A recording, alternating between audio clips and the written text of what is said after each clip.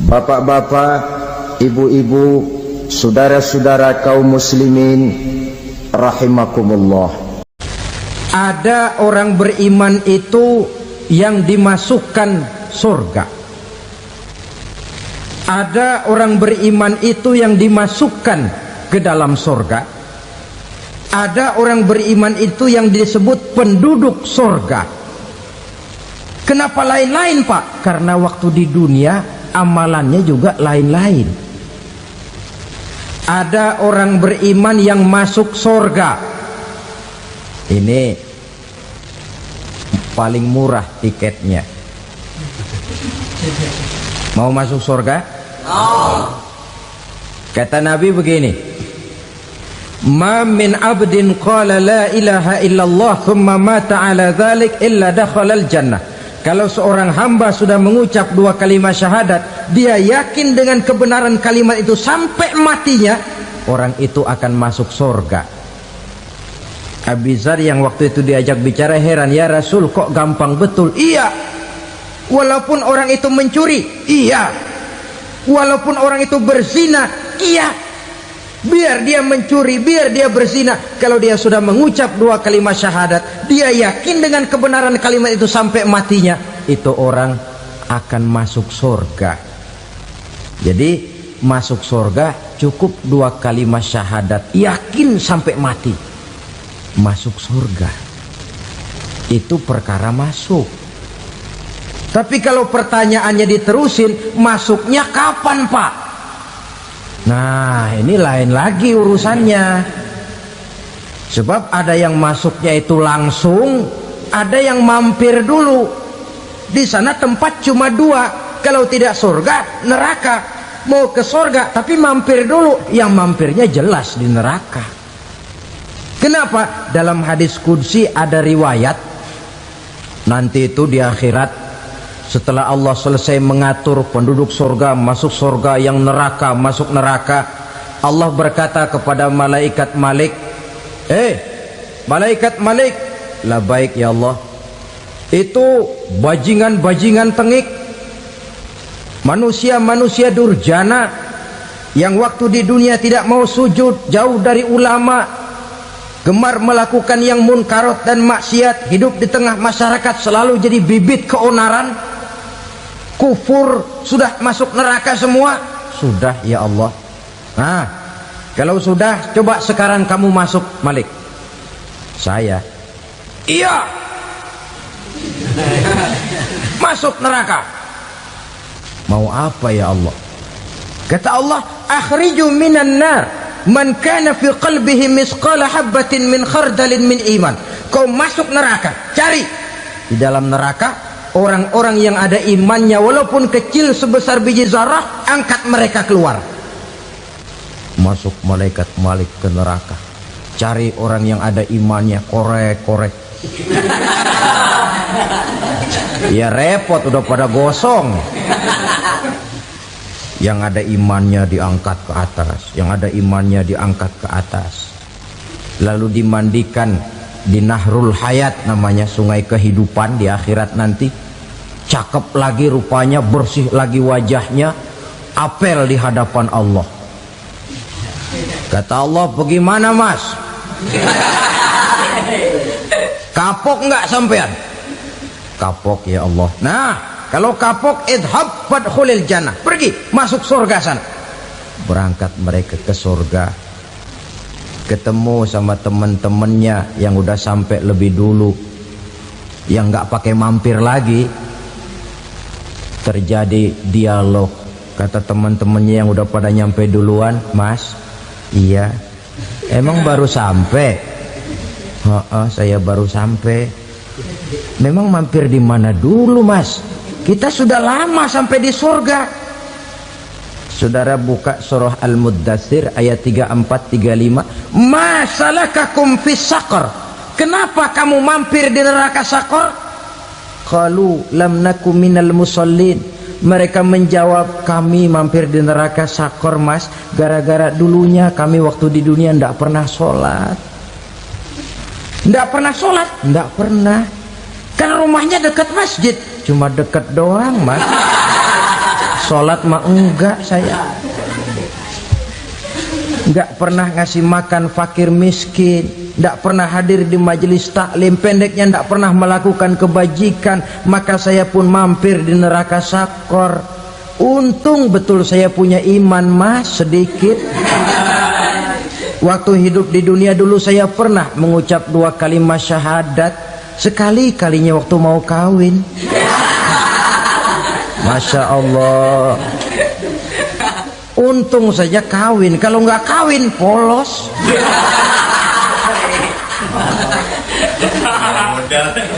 Itu juga pengulu sudah setengah mati ngajarin.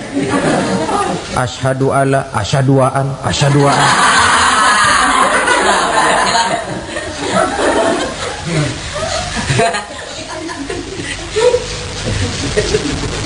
Ini namanya masuk surga, ada mampir dulu. Ada pula orang mukmin itu yang dimasukkan surga. Namanya dimasukkan kan terima beres. Saya masuk ke rumah, jalan sendiri, cari tempat sendiri. Saya dimasukkan ke dalam rumah, terima beres, pokok ada di dalam, itu dimasukkan namanya. Nggak pakai mampir. Tapi tentu tiketnya lebih mahal ketimbang yang pertama tadi. Apa kata Allah? Innal ladzina amanu wa amilus salihat la ukaffiranna anhum sayyi'atihim wa la udkhilannahum jannah. Sesungguhnya orang-orang yang beriman kemudian beramal soleh, kami hapuskan segala dosa dan kesalahannya, kami masukkan mereka ke dalam surga. Lihat ayatnya, Allah yang memasukkan, kita yang dimasukkan. Tidak pakai transit, tidak usah mampir. Cuma tidak cukup syahadat, tidak cukup amanu, tapi diiringi dengan wa'amilus salih. Iman, amal. Tidak cukup syahadat, lalu dibuktikan dia sholat, dia zakat, puasa, lalu dia melakukan berbagai macam kebajikan. Ini yang menyebabkan dia tidak pakai mampir di tempat yang bernama sakor. Lalu ada pula orang mukmin itu yang disebut penduduk surga. Wah, ini sudah VIP ini. Ashabul jannah, penduduk surga. Siapa mereka? Kata Allah, innal ladzina amanu summa istaqamu fala khaufun alaihim wala hum yahzanun ulaika ashabul jannah hum fiha khalidun.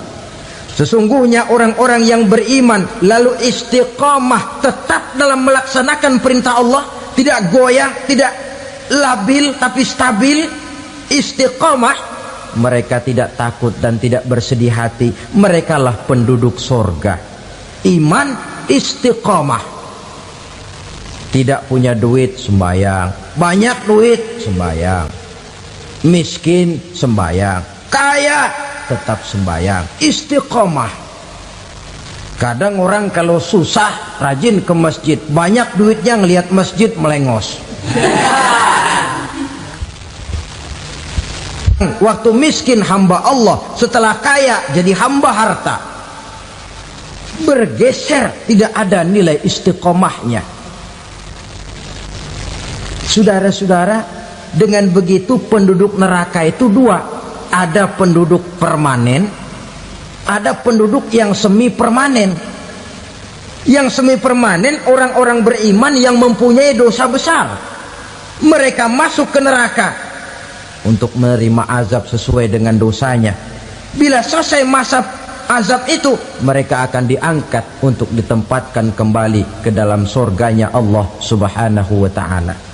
Nah, dikala itulah saudara-saudara, ada yang disebut syafaat dari Rasulullah Sallallahu Alaihi Wasallam. Tapi tentu jangan lupa, syafaat ini ibarat kain menambal dia. Kita punya kain bolong-bolong sedikit, syafaat yang menambal. Solat kita ada kurang dikit, sedekah kita ada campur riak dikit, amalan kita ada tidak karena Allah dikit, kita berharap syafaat. Jadi biarlah kain masih bolong-bolong, yang penting punya kain. Tapi kalau kainnya tidak ada, yang ditambal apanya? Sholat tidak, puasa tidak, zakat tidak, berharap syafaat saja. Ya, terlalu berlebihan itu. Saudara hadirin yang saya hormati, apabila selesai proses penghisaban, proses penghitungan, maka dikala itulah manusia terbagi dalam dua kelompok besar. Fariqun fil jannah wa fariqun fis sa'ir. Sekelompok orang-orang beruntung yang masuk ke dalam surga, dan sekelompok lagi masuk ke dalam neraka. Ibu-ibu, saudara-saudara kaum muslimin rahimakumullah. Pada pertemuan yang lalu sudah saya jelaskan bahwa hidup selalu berakhir dengan kematian. Apabila datang kematian menimpa seseorang, datanglah kiamat baginya. Itu yang disebut dengan kiamat kecil. Hakikatnya mati adalah perpindahan dari kehidupan di dunia ini menuju kehidupan di alam barzakh. Menunggu kita di alam barzakh sampai datangnya saat kiamat. Entah 10 tahun, entah 100 tahun, entah 1000 tahun, hanya Allah saja yang maha tahu. Adapun orang-orang beriman yang melakukan amal kebajikan dalam kehidupan di dunia ini, masa penantian yang lama di alam barzakh buat mereka sebentar saja. Tetapi bagi orang-orang kafir yang ingkar, yang tidak beriman kepada Allah, yang hidup di dunia cuma menumpuk-numpuk dosa, tentu penantian di alam barzakh akan merupakan waktu yang sangat lama. Bukankah dalam kehidupan kita waktu itu memang relatif? Contoh misalnya, bagi pemuda-pemudi yang sedang duduk asyik memadu cinta, waktu 4-5 jam saja rasanya cuma 4-5 menit. Tenggelam oleh keasikan. Tapi buat orang yang berbaring di rumah sakit, meratap di balik-balik apa itu tembok derita kata lagu, di balik dinding-dinding penjara, sehari bagai seminggu, seminggu rasa sebulan, sebulan boleh jadi rasa setahun. Penantian yang sangat lama. Kapan kiamat itu akan datang? Ini rahasia Allah. Jangankan kita yang orang awam, baginda Nabi sendiri tidak diberitahu oleh Allah kapan kiamat itu akan terjadi. Tetapi sungguh pun demikian, banyak hadis-hadis yang menjelaskan ciri atau tanda-tanda datangnya kiamat. Nah, kalau sudah bicara soal tanda, tanda kiamat itu ada dua. Pertama yang disebut alamatus sughra, tanda-tanda kecil. Ini waktunya masih ada tenggang. Ada yang dinamakan alamatul kubra, tanda-tanda besar, artinya kiamat sudah diambang pintu. Apa tanda-tanda kecil dari datangnya hari kiamat itu?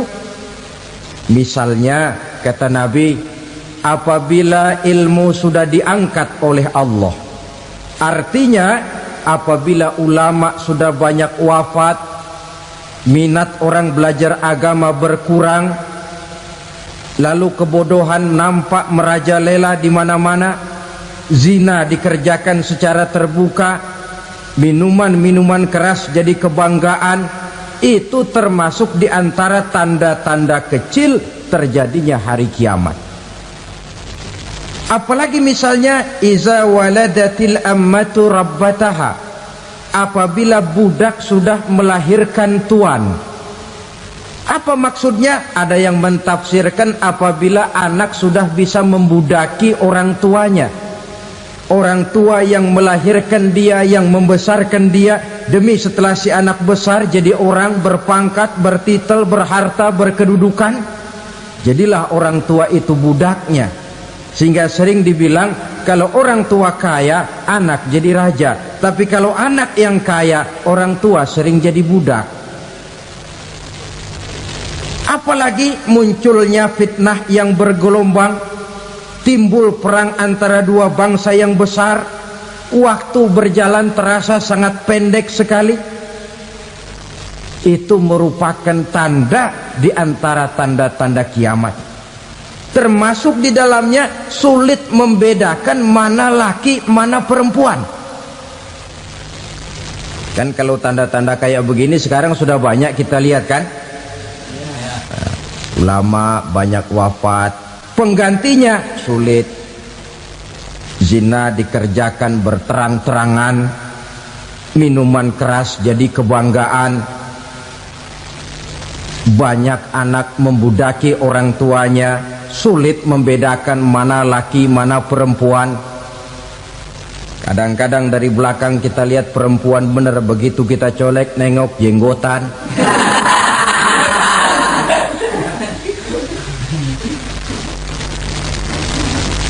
Ini termasuk tanda-tanda kecil, masih ada tenggang sampai akan terjadinya kiamat itu.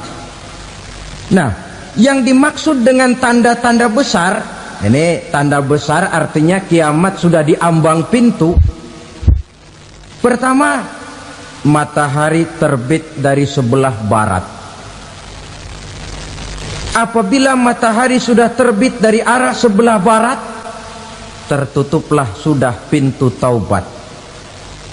Bersabda Nabi kita, la taqumus sa'atu hatta tatlu'a syamsu min maghribiha. Tidak akan datang hari kiamat sampai matahari terbit dari arah sebelah barat. Wa iza tala'at, manakala matahari telah terbit dari arah sebelah barat, wara'ahan nasu, manusia banyak menyaksikan itu, amanu ajma'un, mereka pun lalu beriman. Yang tadinya kafir, yang tadinya ingkar, yang tadinya membangkang, setelah melihat matahari terbit dari sebelah barat, buru-buru beriman, berlomba-lomba mengucap dua kalimat syahadat. Tapi apa yang terjadi? Kata Nabi, wadzalika hina la yanfa'u nafsan imanuha lam takun amanat min qabl. Hari itu adalah hari yang iman sudah tidak berguna lagi bagi seseorang apabila sebelumnya memang dia tidak pernah beriman. Au kasabat fi imaniha khaira, atau beriman tetapi tidak pernah melakukan kebajikan di dalam keimanannya itu. Hari yang sudah kasib, hari yang sudah terlambat, beriman tidak akan ada gunanya lagi. Ini pelajaran buat kita. Sebelum sang surya terbit dari sebelah barat, sebelum nafas sampai di tenggorokan, artinya pintu taubat masih terbuka. Kalau dua hal itu sudah terwujud, nafas sudah sampai di kerongkongan atau matahari sudah terbit dari arah sebelah barat, tertutuplah sudah pintu taubat. Tak ada lagi gunanya pangkat, jabatan, harta, bahkan beriman pun dalam suasana macam itu too late, kata orang Kulon. Sudah terlambat. Matahari terbit dari arah sebelah barat, itu tanda besar, artinya kiamat sudah diambang pintu. Lalu apalagi tanda besar? Munculnya Dajjal. Dajjal artinya pendusta-pendusta yang menyesatkan manusia. Ada dua macam Dajjal, saudara. Ada Dajjal kecil, ini Dajjal kelas 3. Kalau ini sejak zaman Rasulullah sudah ada itu. Tiap zaman ada. Di zaman Rasulullah misalnya ada yang bernama Aswad al-Unsi dari Yaman. ada yang namanya Musailamah Al-Kazzab dari Yamamah, ada yang namanya Ibnu Sayyad dari Madinah. Ini dajjal-dajjal di zaman Rasul. Musailamatul Kazzab memproklamirkan diri jadi nabi, dia di zaman Rasul masih hidup. Ini dajjal zaman Nabi. Di zaman sahabat muncul dajjal-dajjal. Di zaman kita sekarang ini dajjal-dajjal pun gentayangan. Dajjal-dajjal kelas teri. Kerjanya mendustakan manusia, menyesatkan manusia, memalingkan manusia dari jalan yang benar dan diridhoi oleh Allah Subhanahu wa taala. Adapun yang merupakan tanda besar dari datangnya kiamat, dajjal-dajjal kelas kakap, pembohong-pembohong besar yang menyesatkan masyarakat manusia berpaling dari jalan Allah mengikuti jalan mereka. Apa sih ciri dajjal itu? Kata Nabi dalam hadis Bukhari Muslim, "Innad dajjala", sesungguhnya yang namanya dajjal itu yakhruju, satu saat akan muncul mendekati hari kiamat. Wa inna ma'ahu ma'an, si dajjal ini membawa air. Wa naran, dan juga membawa api. Dua simbol. Di tangan yang satu dia bawa air, di tangan yang satu dia bawa api. Wa ammal ladzi yarahu an-nasu ma'an fanarun, adapun yang orang banyak lihat air, hakikatnya adalah api. Yang dilihat api, hakikatnya adalah air. Oleh sebab itu, kalau api yang ditawarkan, ambillah air. Kalau air yang ditawarkan, pilihlah api. Maksudnya apa ini? Ini bahasa simbol, saudara-saudara. Dajjal bicaranya seolah-olah untuk kepentingan manusia, menawarkan surga. Surga yang dia tawarkan hakikatnya neraka. Hai manusia, kalau kau mau bahagia, jangan dekat-dekat dengan agama. Sholat itu tidak efektif dan efisien, tidak produktif dari segi ekonomi itu. Menghadiri majelis taklim cuma buang-buang waktu. Tahajud, tasbih, tahlil, baca Quran, apa itu? Pekerjaan mubazir saja. Hidup ini cuma sekali, masa yang cuma sekali, manfaatkan dengan sebaik-baiknya. Mumpung, dibawanya sifat mumpung, tetapi dalam pengertian yang sangat negatif. Bicaranya seolah-olah untuk kepentingan manusia, tetapi sebenarnya menjerumuskan manusia. Menawarkan air, tapi sebenarnya api. Menawarkan api, tapi hakikatnya air. Buat apa kamu sholat? Buat apa kamu bayar zakat? Buat apa kamu puasa? Surga yang dicanangkan dajjal, hakikatnya neraka. Neraka yang digambarkan dajjal, pada dasarnya adalah surga. Jadi memutarbalikkan fakta itu kerjaan dajjal. Yang hak jadi batil, yang batil dibilang hak, yang benar jadi salah, yang salah malah jadi benar. Tuntunan disuruh jadi tontonan, tontonan malah menjadi tuntunan. Itu pekerjaan dajjal profesinya. Zamannya Nabi Adam, dajjalnya kan iblis. Betul? Betul. Apa sih gang kerayuan iblis itu? Allah setelah menciptakan Nabi Adam kan bilang, Adam, kau dan istrimu Hawa tinggal di surga ini. Seluruh fasilitas yang ada di surga persilahkan kau nikmati. Satu yang tidak boleh, jangan coba-coba dekati pohon khuldi. Dekat saja jangan, apalagi sampai memetiknya. Datang dajjal yang namanya iblis ini.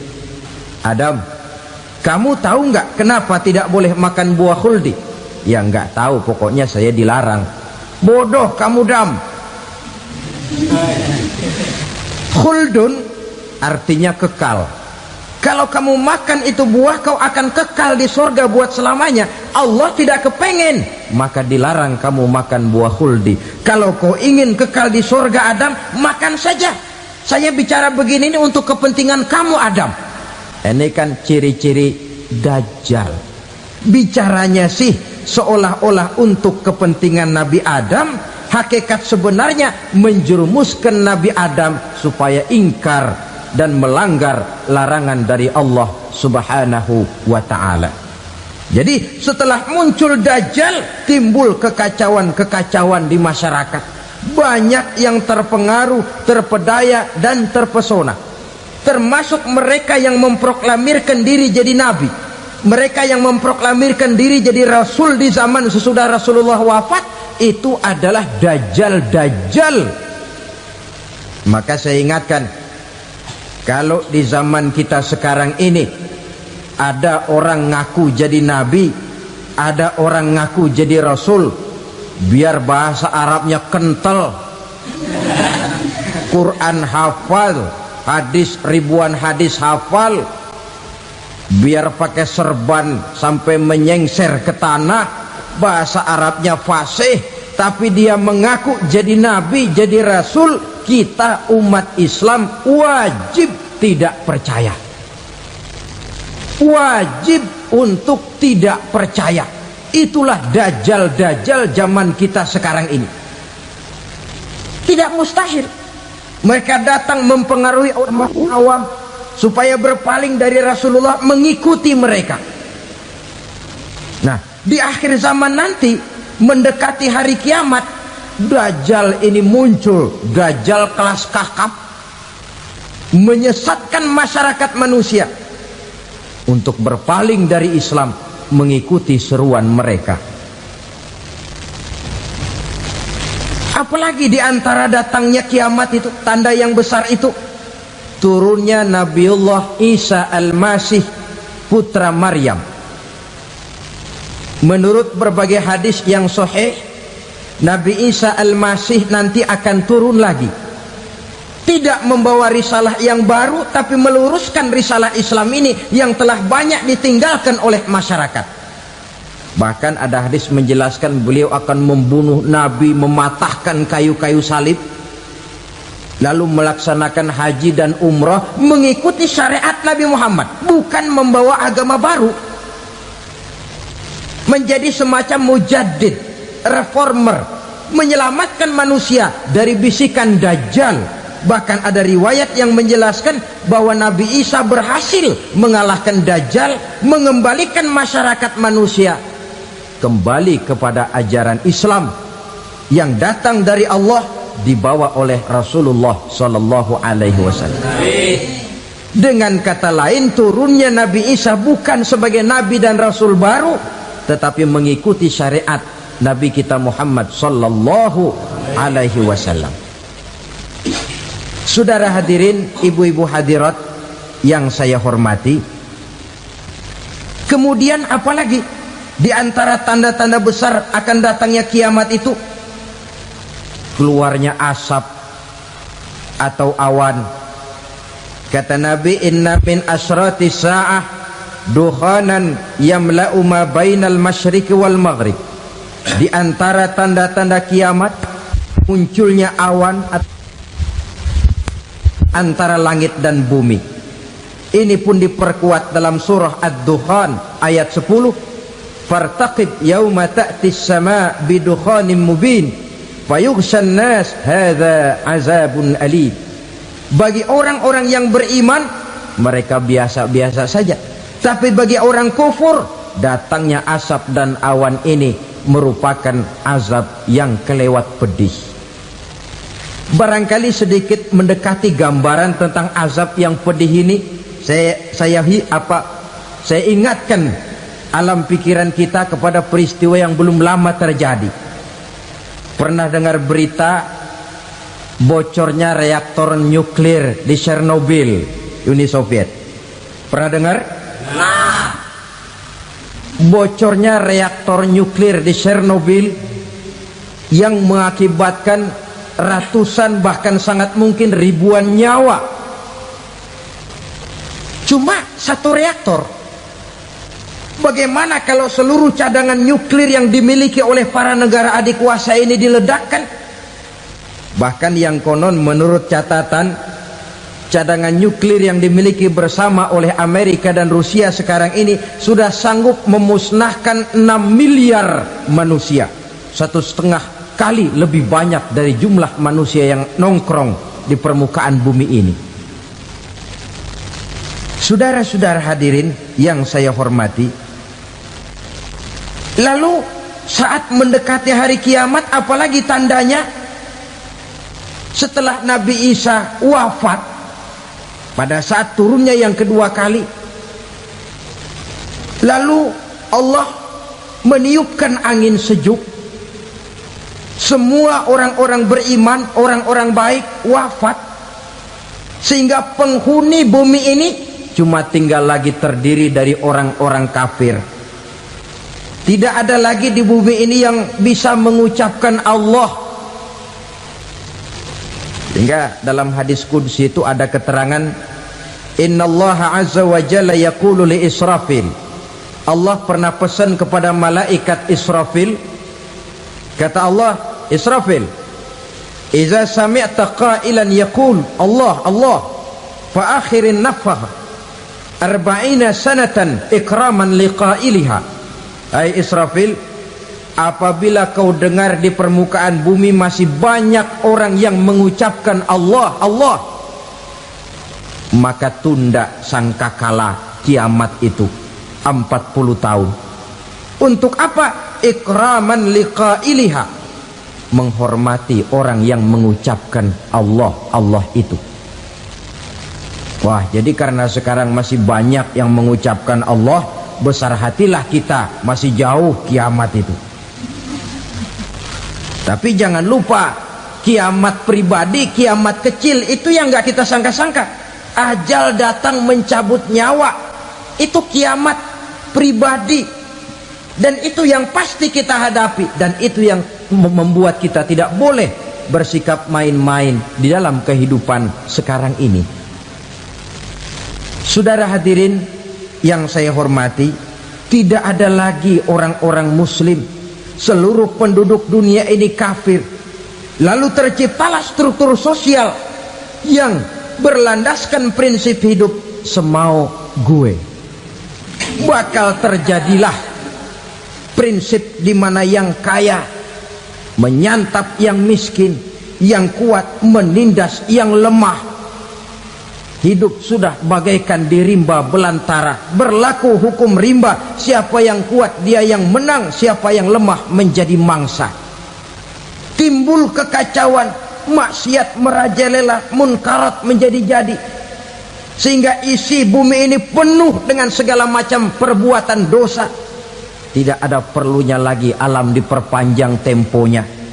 Datang saat yang sudah dijanjikan oleh Allah Azza wa Jalla, maka terjadilah yang disebut kiamat kubra, kiamat besar, kiamat ancur-ancuran. Bagaimana kejadian ini dimulai?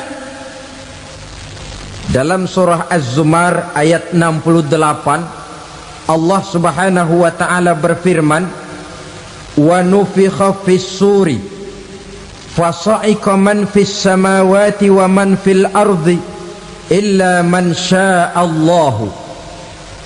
Maka manakala ditiuplah sangkakala, terkejutlah seluruh yang ada di langit dan seluruh yang ada di bumi. Bila saat kiamat datang, Allah perintah malaikat Israfil, Israfil, tiup sangkakalamu. Ditiuplah sangkakala oleh malaikat Israfil. Yang akibat daripada tiupan itu, seluruh yang ada di langit, seluruh yang ada di permukaan bumi terkejut. Yang ada di langit siapa? Malaikat kan. Bayangin aja kalau malaikat kaget, apalagi kita. Terkejut seluruh makhluk yang ada di bumi, yang ada di langit mendengar suara sangkakala itu.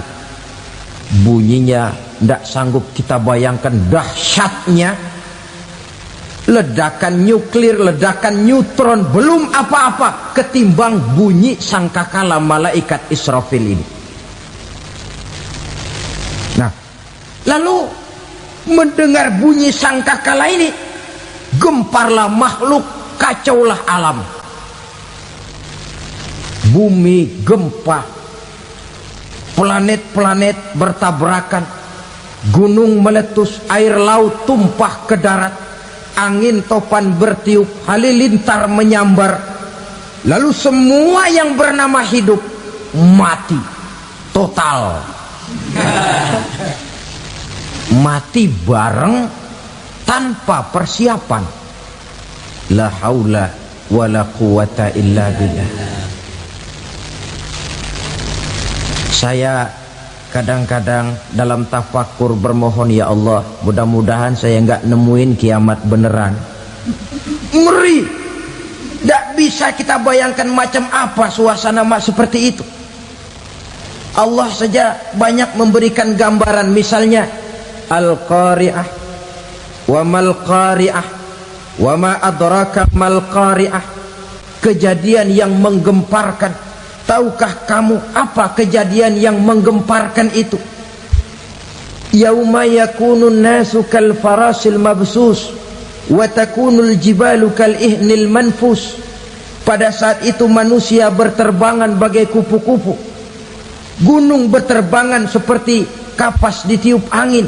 Gunung saja macam kapas, konon lagi manusia.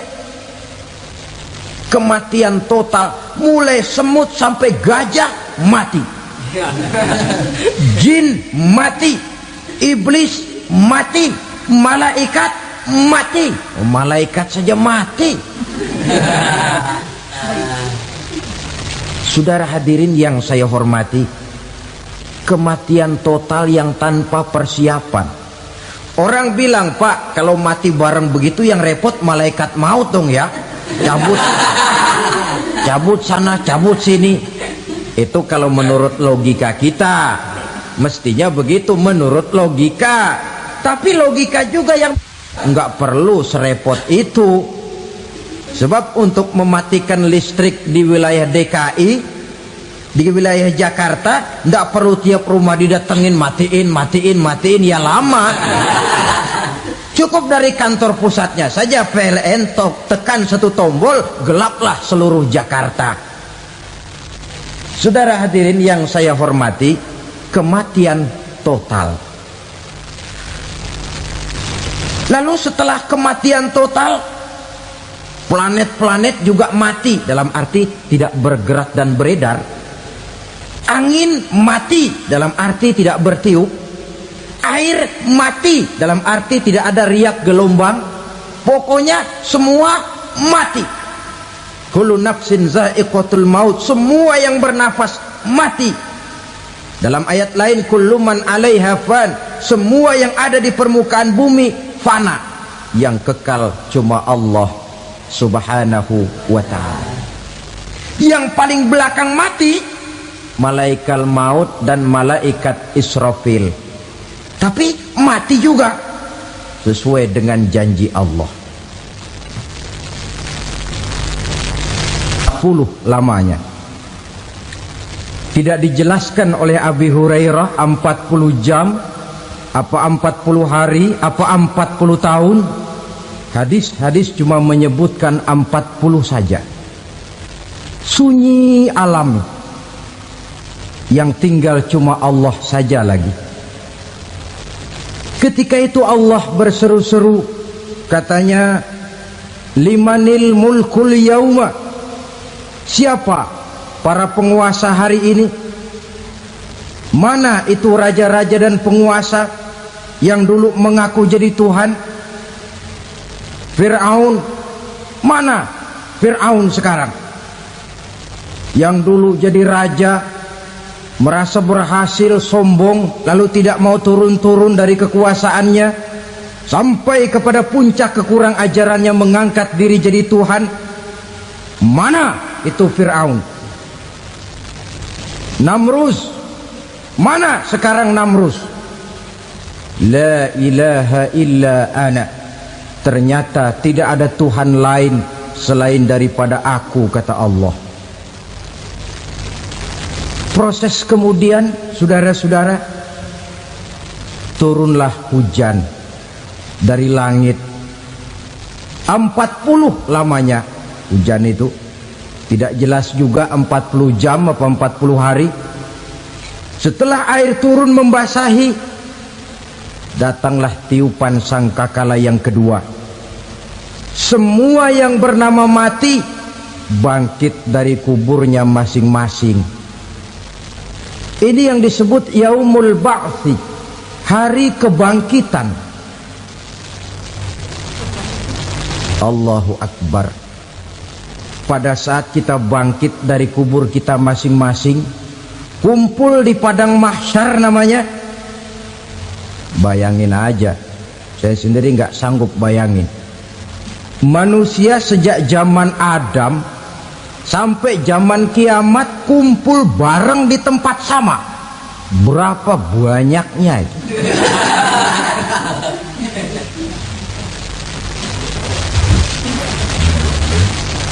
Dan yang luar biasa menurut satu riwayat, pada saat bangkit itu, Masya Allah, roman muka kita berubah,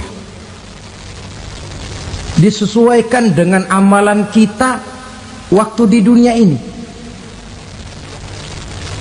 Barang siapa yang waktu di dunia amalannya itu amalan tikus, di akhirat nanti dia bangkit dari kubur, mukanya seperti muka tikus. Gagah betul badannya, tapi mukanya seperti tikus. Kenapa? Amalannya waktu di dunia seperti amalan tikus. Apa amalan tikus itu? Suka ngegeragoti barang yang sudah disimpan rapi-rapi. Orang sudah simpan uang rapi-rapi, simpan perhiasan rapi-rapi, digeragoti oleh tikus. Maling-maling, pencoleng-pencoleng, koruptor-koruptor, itu nanti di akhirat nanti kita lihat mukanya seperti muka tikus. Oh, ini waktu di dunia suka nyolong, mukanya seperti muka tikus. Barang siapa yang waktu di dunia ini amalannya itu amalan macan, dia akan bangkit nanti mukanya seperti muka macan. Apa amalan macan? Macan itu amalannya menang-menangan. Orang yang mau menang saja nggak mau mengalah. Coba lihat di hutan, kenal hutan nggak? Di hutan, raja hutan di mana-mana pasti macan, betul kan? Betul. Padahal hutan belum pernah bikin pemilihan umum. Tapi macan tidak peduli ada pemilihan umum apa tidak, pokok saya raja. Sebab apa? Macan jadi raja itu bukan karena benar, tapi karena kuat jadi raja. Setelah dia jadi raja, rakyat hutan yang mesti dilindungi malah dimakan oleh raja macan. Kambing rakyat hutan dimakan oleh macan. Ayam rakyat hutan dimakan oleh macan. Itu nanti kita lihat di akhirat itu mukanya seperti muka macan, gagah betul.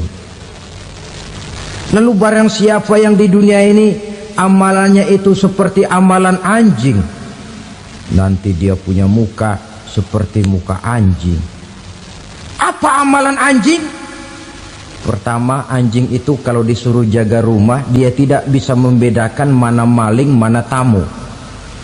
Biar yang datang maling, kalau bawa tulang, anjing kalem. Yang kedua, anjing itu akan setia kepada siapa saja yang memberinya roti. Siapa yang memberinya roti, itulah majikannya. Apa kata majikannya pasti dia laksanakan. Soal benar atau salah dia tidak peduli. Setelah anjing dapat roti, dia tidak punya pilihan lain kecuali bilang, abdi mah kumaha juragan wae ayeuna mah.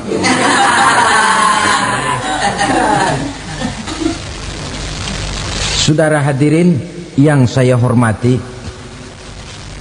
berkumpul di padang mahsyar, tiap orang sibuk dengan persoalannya masing-masing.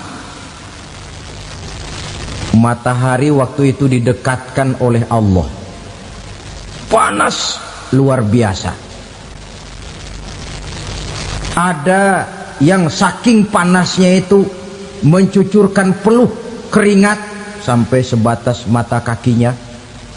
Ada yang keringatnya sampai sedengkulnya, ada yang keringatnya sampai sepusatnya, ada yang keringatnya mengalir sampai sebahunya, ada yang kelelap oleh keringatnya sendiri, sementara orang di sampingnya nggak apa-apa. Bergantung lagi amalan dia waktu di dunia ini. Saudara-saudara, sebagian orang dalam kepanikan padang mahsyar berombong-rombong datang mereka menghadap Nabi Adam. Ya Adam, anta abal bashar. Hai Adam, Tuhan adalah bapak moyang manusia. Kami sebentar lagi akan disidang, dimintakan pertanggungan jawab. Tolonglah kami, hai Adam. Kata Nabi Adam, jangankan nolongin sampean, saya sendiri tanggung jawab di hadapan Allah ketika dulu tidak boleh makan khuldi, saya serobot. Sudahlah, urus diri masing-masing saja, nafsi. Begitu kata Nabi Nuh, begitu kata Nabi Ibrahim. Tiap orang bertanggung jawab sendiri-sendiri. Ketika itulah saudara-saudara, nikmatnya menjadi umat Nabi besar Muhammad sallallahu alaihi wasallam. Sebab apa? Walaupun menurut abjad kita ini umat paling belakang, paling belakang kita ini toh, karena Nabi Muhammad adalah Nabi akhir, tapi akan dihisap lebih dulu, lewat di atas sirat lebih dulu, masuk surga lebih dahulu ketimbang umat-umat belakangan. Ketika Rasul mendekati ajal, beliau tanyakan itu kepada malaikat Jibril. Malaikat Jibril berkata, Muhammad jangan khawatir, Allah sudah berjanji, inni haramtul jannata ala sairil anbiya hatta tadkhulaha anta wa haramtuha ala sairil umami hatta tadkhulaha ummatuka. Surga aku haramkan buat seluruh nabi kecuali kalau engkau Muhammad sudah masuk ke dalamnya, dan surga aku haramkan buat seluruh umat kecuali kalau umatmu Muhammad sudah masuk ke dalamnya. Logikanya, walaupun menurut abjad kita umat paling belakang, bakal dihisap paling dulu, lewat di atas sirat paling dulu, masuk surga paling dulu, kalau mampir ke neraka juga paling dulu. Ya resiko. Jangan mau enaknya aja paling dulu. Saudara hadirin yang saya hormati, setelah masa kebangkitan itu jangan dikira begitu bangkit langsung diperiksa, masih menunggu menanti ribuan tahun perhitungan padang mahsyar untuk sampai kepada proses yang disebut yaumul hisab, hari perhitungan. Seorang demi seorang bakal dipanggil. Bayangkan saja, kita se-RT saja di absen, kadang-kadang perlu waktu lama. Ini manusia sejak zaman Nabi Adam sampai datang hari kiamat, satu demi satu disidang di hadapan Qadhi Rabbul Jalil. Status sosial copot sudah waktu itu. Yang pernah jadi hartawan di situ tidak lagi kelihatan kehartawanannya. Yang pernah jadi jenderal tidak lagi dipanggil jenderalnya. Yang ustadz tidak lagi dipanggil al-mukarramnya. Seluruh status sosial selesai. Dipanggillah kita seorang demi seorang menghadap Qadhi Rabbul Jalil. Bagaimana proses penghisaban itu? Pertama, proses tanya jawab. Di antaranya ada hadis menyatakan, lan tazula qadama 'abdin yaumal qiyamah hatta yus'ala an arba'i khisalin. Besok di hari kiamat tidak akan bergeser telapak kaki seorang hamba sampai dia ditanya lebih dulu tentang 4 persoalan. Tentang ilmunya, kemana ilmu itu diamalkan. Tentang umurnya, di mana umur itu dihabiskan. Tentang masa mudanya, Kemana masa muda itu dipakai? Tentang hartanya, dari mana harta itu didapat dan kemana harta itu dibelanjakan. Ini termasuk proses tanya jawab. Jadi kalau istilah pengadilan dunia, nama Fulan bin Fulan. Kamu waktu di dunia diberikan umur panjang untuk apa? Pernah mengalami masa muda, kemana kau habiskan masa remajamu? Kau diamanahkan ilmu, dengan apa ilmumu kau amalkan? Kau diberikan harta, dari mana harta kau dapat, kemana kau belanjakan? Tak seorang pun yang bisa mungkir. Sebab apa? Dikala itu yang menjadi saksi bukan orang. Yang menjadi saksi adalah seluruh anggota badan kita. Tangan bicara, kaki jadi saksi terhadap seluruh amalan yang pernah kita kerjakan pada saat kehidupan di alam dunia ini. Selesai proses tanya jawab, lalu diperlihatkan buku catatan kita waktu hidup di dunia ini. Jangan lupa Allah itu menyiapkan 2 superkomputer kepada kita. Sebelah ditempelin sebelah kanan, yang sebelah tempelin di sebelah kiri. Komputer itu namanya Raqib dan Atid, 2 malaikat yang apabila baik kita lakukan, refleks saja akan menulis kebajikan kita. Jahat kita kerjakan, akan tertulis. Catatan itu nanti diperlihatkan kepada kita. Waduh, alangkah malunya pada saat diperlihatkan catatan kita, buku rapot kita merah melulu.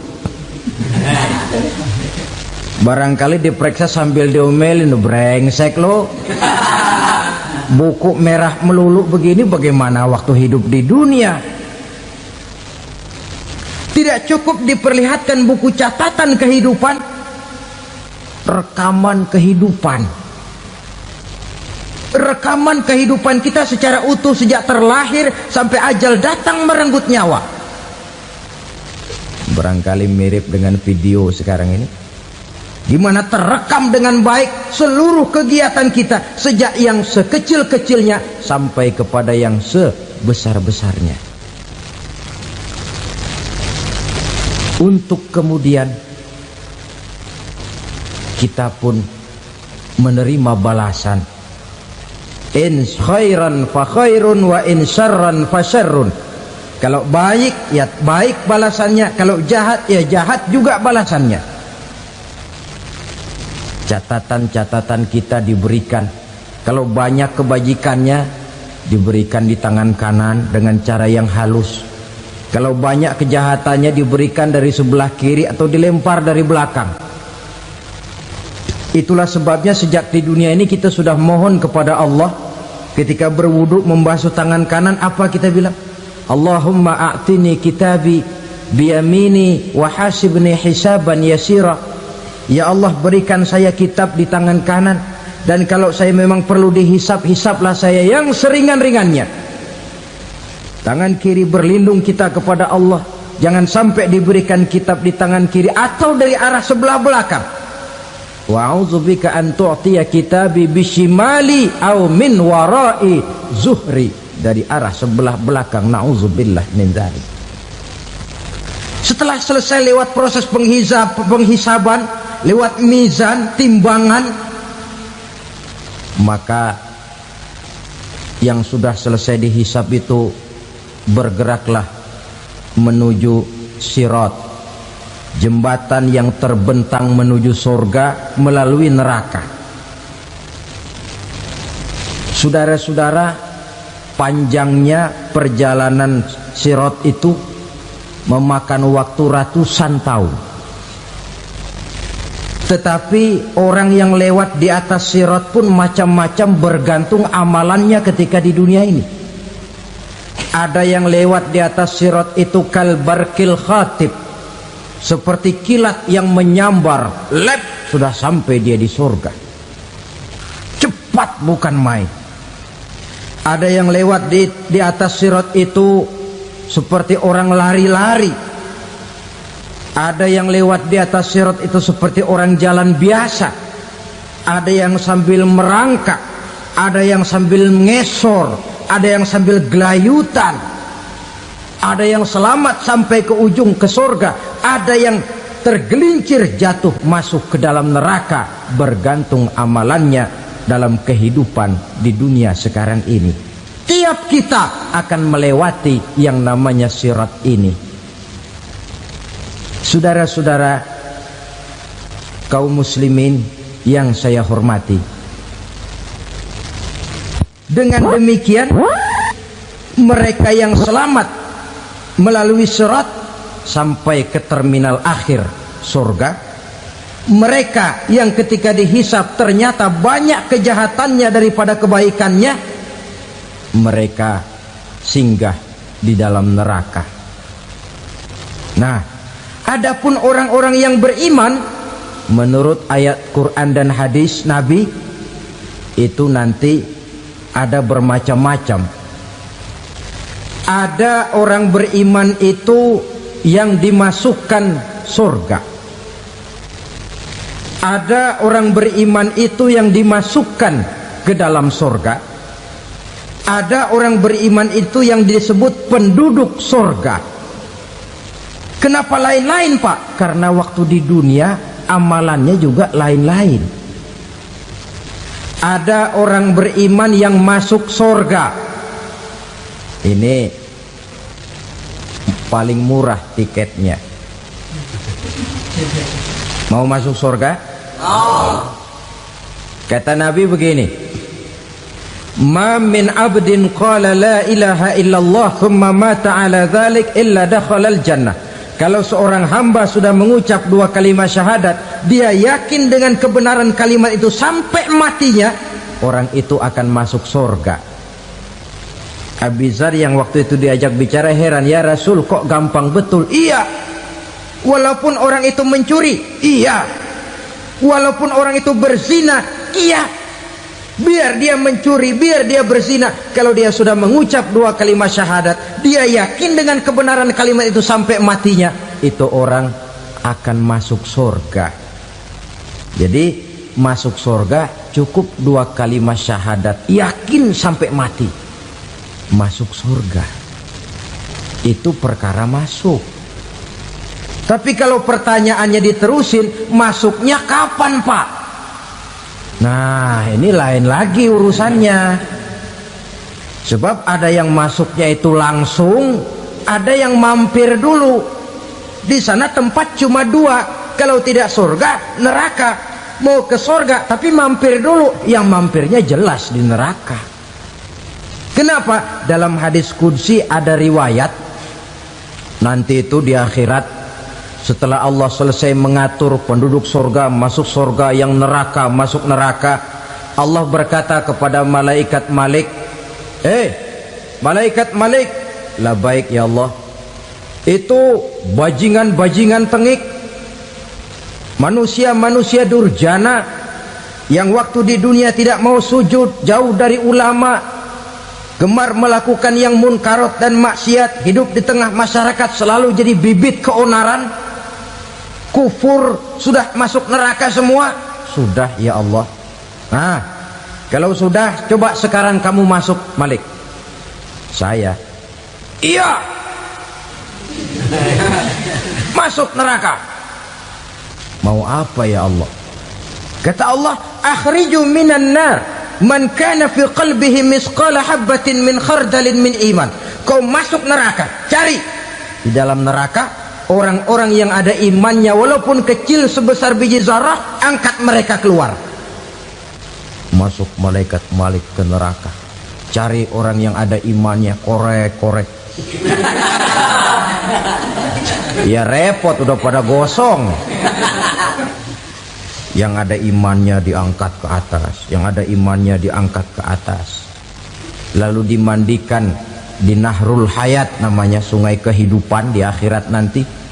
Cakep lagi rupanya, bersih lagi wajahnya, apel di hadapan Allah. Kata Allah, bagaimana mas? Kapok nggak sampean? Kapok ya Allah. Nah, kalau kapok, idhab fadkhulil jannah, pergi masuk surga sana. Berangkat mereka ke surga. ketemu sama teman-temannya yang udah sampai lebih dulu, yang nggak pakai mampir lagi. Terjadi dialog. Kata teman-temannya yang udah pada nyampe duluan, "Mas, iya, emang baru sampai?" Saya baru sampai." "Memang mampir di mana dulu, Mas? Kita sudah lama sampai di surga." Saudara buka surah Al-Muddatsir ayat 34-35. "Ma salakakum fis saqar?" Kenapa kamu mampir di neraka Saqar? Qalu lam naku minal musallin. Mereka menjawab, kami mampir di neraka Saqar, Mas, gara-gara dulunya kami waktu di dunia tidak pernah sholat. Tidak pernah sholat? Tidak pernah. Kan rumahnya dekat masjid. Cuma dekat doang, Mas. Sholat mah enggak saya. Enggak pernah ngasih makan fakir miskin, enggak pernah hadir di majelis taklim, pendeknya enggak pernah melakukan kebajikan, maka saya pun mampir di neraka Saqar. Untung betul saya punya iman, Mas, sedikit. Waktu hidup di dunia dulu saya pernah mengucap 2 kalimat syahadat, sekali-kalinya waktu mau kawin. Masya Allah. Untung saja kawin, kalau nggak kawin polos.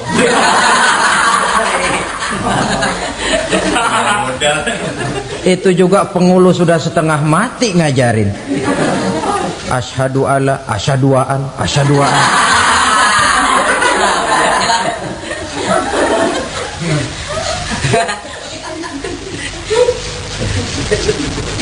Ini namanya masuk surga, ada mampir dulu. Ada pula orang mukmin itu yang dimasukkan surga. Namanya dimasukkan kan terima beres. Saya masuk ke rumah, jalan sendiri, cari tempat sendiri. Saya dimasukkan ke dalam rumah, terima beres, pokok ada di dalam, itu dimasukkan namanya. Nggak pakai mampir. Tapi tentu tiketnya lebih mahal ketimbang yang pertama tadi.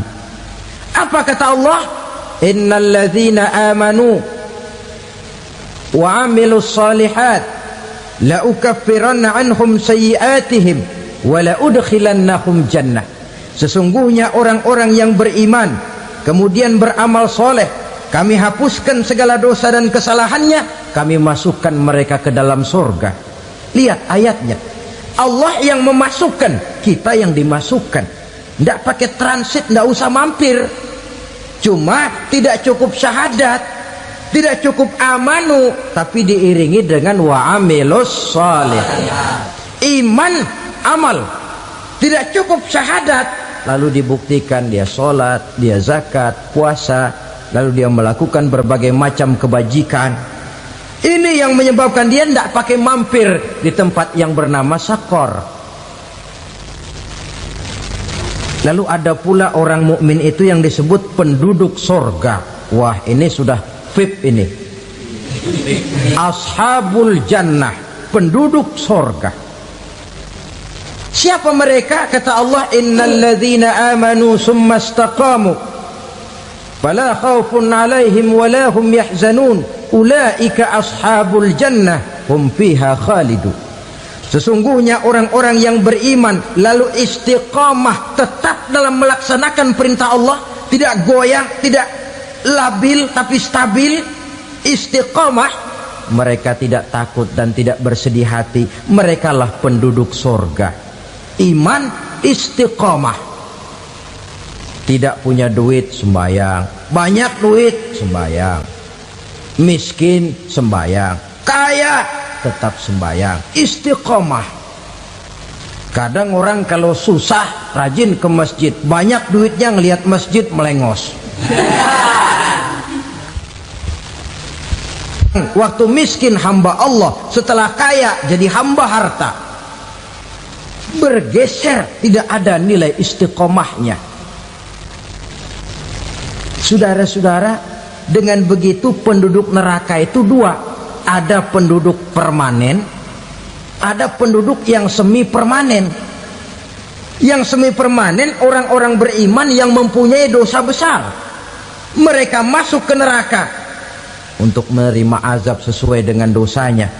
Bila selesai masa azab itu, mereka akan diangkat untuk ditempatkan kembali ke dalam surganya Allah Subhanahu wa ta'ala. Nah, dikala itulah saudara-saudara, ada yang disebut syafaat dari Rasulullah Sallallahu Alaihi Wasallam. Tapi tentu jangan lupa, syafaat ini ibarat kain menambal dia. Kita punya kain bolong-bolong sedikit, syafaat yang menambal. Solat kita ada kurang dikit, sedekah kita ada campur riak dikit, amalan kita ada tidak karena Allah dikit, kita berharap syafaat. Jadi biarlah kain masih bolong-bolong, yang penting punya kain. Tapi kalau kainnya tidak ada, yang ditambal apanya? Solat tidak, puasa tidak, zakat tidak, berharap syafaat saja. Ya, terlalu berlebihan itu. Saudara hadirin yang saya hormati, apabila selesai proses penghisaban, proses penghitungan, maka dikala itulah manusia terbagi dalam dua kelompok besar. Fariqun fil jannah wa fariqun fis sa'ir.